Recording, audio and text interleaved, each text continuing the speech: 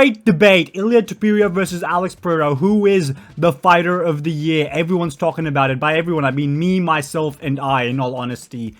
But let's be honest. Let's get the criteria clear. Fighter of the year to me is the fighter that added the most amount of legacy to their actual career value. Like the person that actually helped their all-time legacy move forward the most in a single year. And for me, it comes down to Alex Pereira and Ilia Topuria. Both because of the level of competition they faced, and in some parts the stage they were on, but I think the stage and the titles don't mean as much to me, in all honesty. Let's get straight into it with Ilia Topuria's case for the fighter of the year. Ilia Topuria wins the UFC Featherweight Championship against Alexander Volkanovski in February of this year. He knocks him out in the second round after claiming that he would do so. Now, when we look at the level of competition of Volkanovski, we're looking at one of the greatest featherweights of all time, arguably number 2, in the top 3 for sure. But if you're looking at a resume, you can make the argument that he's second. But just from a skill and talent perspective, he is probably the second greatest featherweight of all time after Jose Aldo. I don't want to hear it. Jose Aldo's clearly number 1. Lucas Tracy is an idiot. And then he goes on to fight Max Holloway, Mr. number 2 or 3 himself, on the podium of featherweight greats, and he ends up finishing him, knocking him out. Now let's look at what these fighters are coming off of. Volkanovski, while having suffered 2 losses to Islam Makhachev in the previous year, and coming off a knockout loss to Islam Makhachev himself, had beaten Yair Rodriguez in that year, had defended his title I think 5 times at that point.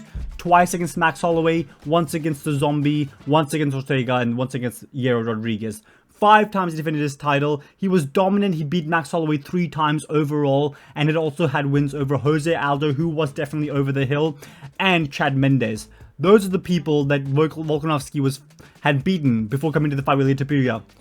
Obviously, the loss to Islam Makhachev does hurt his legacy case slightly, in my opinion. Like, we're looking at a guy that without the Islam losses is probably one of the greatest wins on a resume to have, but in this case, he is knocked down a few inches just because he was coming off losses. He was knocked out.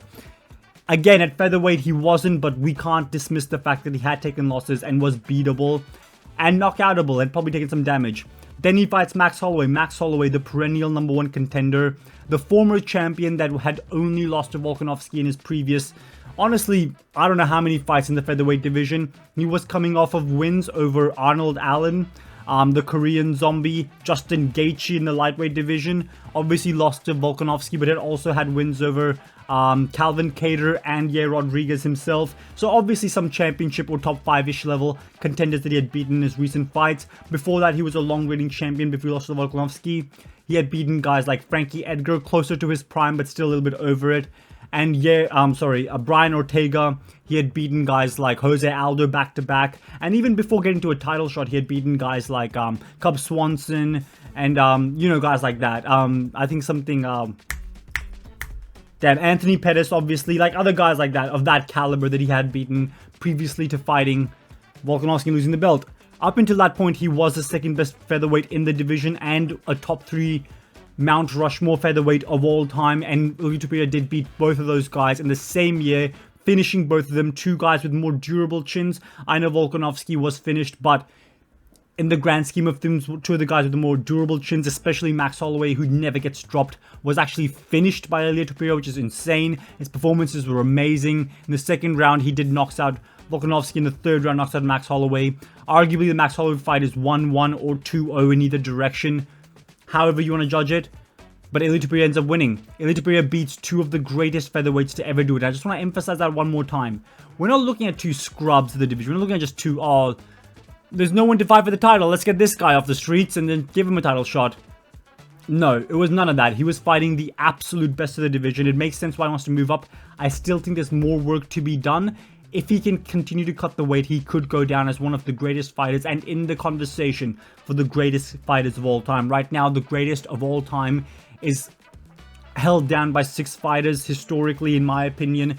Any of these 6 guys have a claim to being the greatest to ever do it, and those 6 comprise of John Jones, George St. Pierre, Anderson Silva, Fedor Emelianenko, Jose Aldo, and Demetrius Mighty Mouse Johnson. Those are the greatest fighters to ever do it, and all have a claim to being the greatest to ever do it. I think Ilia Topuria can enter that conversation if he just continues fighting. Anyway, at featherweight, Anyway, we move on to Alex Pereira. Alex Pereira has 3 wins as opposed to 2 to Ilia Topuria this year. So you might be thinking, oh, we're going to give the advantage to Alex Pereira. He won all of his fights, didn't lose any fights.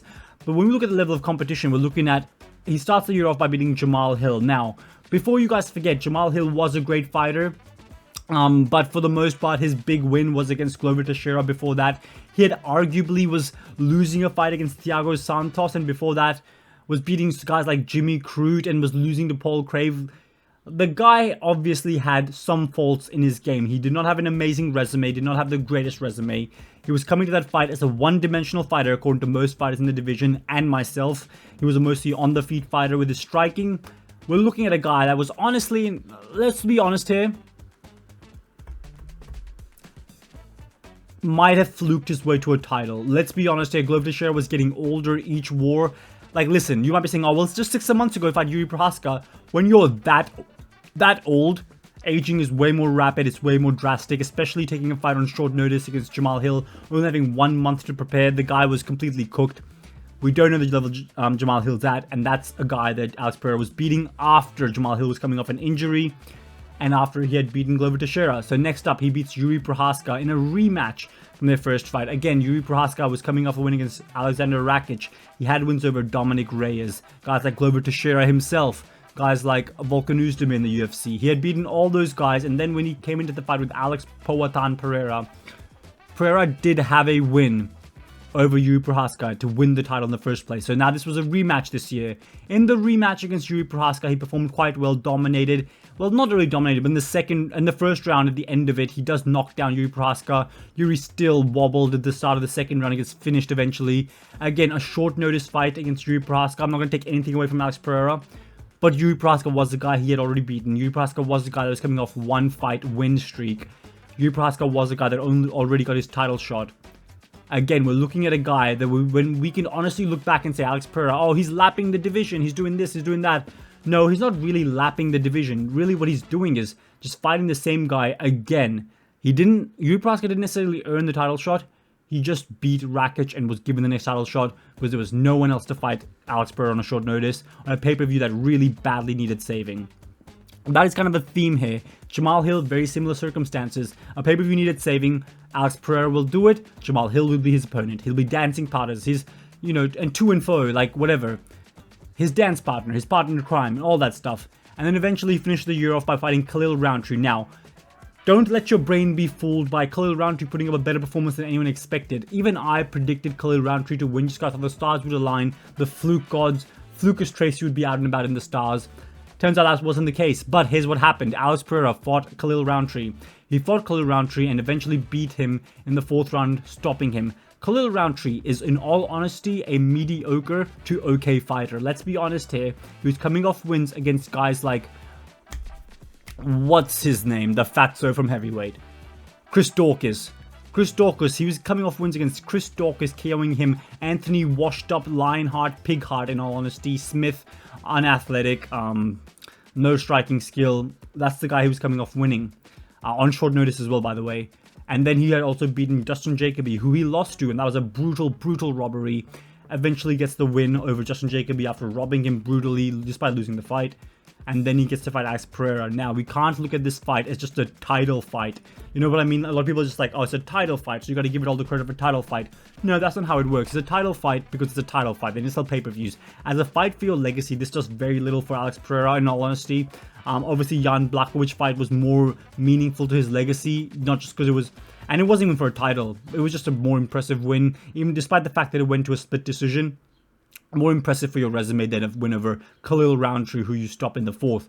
Now, when we go earlier on into his career, we're looking at wins against Strickland, which are more meaningful than Khalil Rountree. Khalil Rountree, in all honesty, is just a okay light heavyweight. We'll see how he does against the other light heavyweights of the division, but for the most part, is what I think of Khalil Rountree, in all honesty. I know, oh my god, he's so good. I mean, he put a pretty good of a fight. No, I don't care.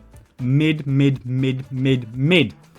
Anyway, Alex Pereira beats Khalil Rountree, and that completes the trifecta of short notice fights. Now, when we're looking at the fighter of the year, who added more to their legacy? Is Alex Pereira higher all time, or is Ilia Topuria? If we were just looking at this year in isolation, In all honesty, it has to go to Ilia Topuria. We're looking at Alex Pereira's resume as a resume that's a very elite and very good resume to be building your career off of, but you need the longevity, you need the multiple fights. This thing won't do much for you. Like, look at Anderson Silva. He fought some really good guys, but they don't give them the credit they deserve. Khalil ain't that dude. He just isn't that dude. He's just not that high level of fighter. He lost to Jacoby. He's beating a lot of washed up dudes in his road to the title. Alex Pereira, on the other hand, also had wins against Jamal Hill and Yuri Prohaska. Both were former champions, so they'll be remembered more fondly to the times, but in all honesty, both of them are also kind of not the best opponents in terms of all-time talks. Ilia Topuria genuinely beat two of the all-time greats to ever do it. Arguably two of the top 10 fighters to ever do it. Alex Pereira arguably beat two top... Honestly, I don't think Jamal Hill's a top 50 fighter of all time, if I'm being honest with you. He beat one top 50 fighter of all time, probably in Yuri Prohaska, just because of his big resume and all that. And then Khalil Roundtree, who wouldn't crack the top 200, if we're being honest here. And that's why I think Ilia Topuria is the fighter of the year. Now, you can disagree with me. Put your comments in the comment section below. But make sure to subscribe. When you're watching this, subscribe. 175. Get me to 200 subscribers, you goobers. Alright, and like the video too, because that helps. Alright, see you guys next time. Ilia Topuria is the fighter of the year. Alex Pereira's resume, overall good, but weak in comparison to the all-time greats that Ilia Topuria is knocking off right now.